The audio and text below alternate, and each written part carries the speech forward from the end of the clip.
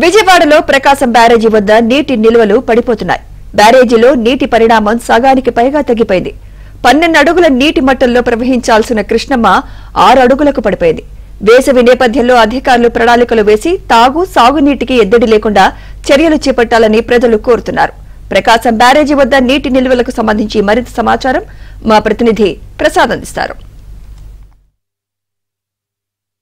మార్చి నెలలోనే బాణుడు బగబగమంటున్నాడు. ముఖ్యంగా ఎండ ప్రతాపం కారణంగా ఇప్పటికే అనేక జలాశయాలు పూర్తిగా ఖాళీ అయిపోతున్న పరిస్థితి. ఒక పక్క వర్షాభావ పరిస్థితులు, మరోవైపు ఈ ఎండల వేడిమి కారణంగా చాలా చోట్ల కూడా నీరు ప్రవాహం కూడా నిలిచిపోయిన పరిస్థితి కనిపిస్తుంది. మనం ప్రస్తుతం ప్రకాశం బ్యారేజీ వద్ద ఉన్నాం. ప్రకాశం బ్యారేజీ వద్ద కూడా నీరు రోజు రోజుకి కూడా క్రమక్రమంగా తగ్గిపోతా ఉన్న పరిస్థితి కనిపిస్తూ ఉంది. ఇటీవల కాలంలో గతంలో ఎప్పుడు లేని విధంగా వర్షాభావ పరిస్థితులు బాగా రావడంతో చాలా చోట్ల కూడా జలాశయాలు పూర్తిగా ఖాళీ అయిపోయిన పరిస్థితి కనిపిస్తూ ఉంది. దీనికి సంబంధించి ప్రభుత్వం యుద్ధపాత చర్యలు చేపట్టకపోవడం, ముందు చూపుతో ప్రణాళికలతో వ్యవహరించకపోవడంతో ఈరోజు ఈ పరిస్థితి వచ్చిందని కూడా చెప్తా ఉన్నారు. ఇప్పటికే చాలా చోట్ల కూడా రైతులకు నీళ్లు అందక తీవ్ర ఇబ్బందులు పడుతున్న పరిస్థితి కూడా మనం చూస్తూ ఉన్నాము. అయితే ప్రకాశం బ్యారేజీతో కూడా దాదాపు 12 అడుగుల నీటి మట్టం దాటి నీరు ప్రవహించాల్సి ఉంటుంది. దీనికి సంబంధించి ఇక్కడ ఉన్న నీరు కూడా ఈ VTPS అంటే నార్ల తాతారావు థర్మల్ పవర్ స్టేషన్కి సంబంధించి విద్యుత్ తయారీకి కూడా ఇదే ప్రకాశం బ్యారేజీ ఎగువ భాగంలో ఉన్న నీటిని వాడుతూ ఉంటారు. అయితే దీనికి సంబంధించి ప్రస్తుతం దాదాపు 12 అడుగుల నీటి మట్టం ఉండాల్సిన ప్రాంతంలో కేవలం 6 అడుగుల నీటి మట్టం మాత్రమే నీరు ప్రవహిస్తుంది. అంటే కేవలం సగం నీటి పరిమాణం పూర్తిగా తగ్గిపోయిన పరిస్థితి. ఎప్పుడు కూడా నీటిలోనే ఉండే ఈ ప్రస్తుతం చూపిస్తున్న ఈ గోడ కావచ్చు, అదేవిధంగా ఈ చుట్టుపక్కల కూడా మొత్తం కింద నేల కూడా కనిపిస్తున్న పరిస్థితి ఉంది.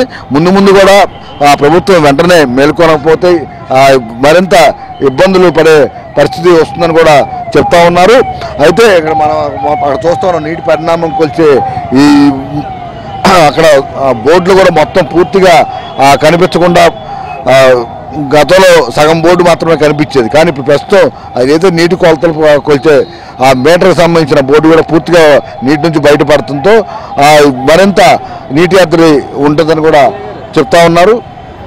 ఇప్పటికైనా ప్రభుత్వం వెంటనే స్పందించి ఇక ఈ నీటి పరిణామానికి సంబంధించి అలాగే ఎగువ ప్రాంతాల్లో కూడా జలాశయాలు పూర్తిగా నీళ్లు నిలిచిపోయిన పరిస్థితి నేపథ్యంలో ముందు చూపుతో నీటిని ఏదో విధంగా కింద తీసుకువచ్చే మార్గంపై దృష్టి పెట్టాలని ఆ విధంగా ఇరిగేషన్ అధికారులు ప్రభుత్వం దృష్టి సారించాల్సి ఉన్నప్పటికీ కూడా వారు ఇప్పుడు నిర్లక్ష్యంగా వ్యవహరించడం, మరోవైపు ఇప్పుడు ఎన్నికల కోడ్ నిబంధనలో అధికార యంత్రాంగమే దీని పెద్ద ఎత్తున పూనుకోవాలని కూడా చెప్తున్నారు. ఎందుకంటే మే 13 వరకు జూను మాసం వరకు కూడా ఈ ఎన్నికల ప్రక్రియ ఉంది. ఎన్నికలు కూడా అమల్లో ఉన్న నేపథ్యంలో ఈ 3 నెలలు కూడా పూర్తిగా అధికార యంత్రాంగం ఈ రైతులు సామాన్య ప్రజలు ఇబ్బందులను దృష్టిలో పెట్టుకుని వెంటనే యుద్ధ ప్రాతిపదికన చర్యలు తీసుకోవాలని కూడా కోరుతా ఉన్నారు.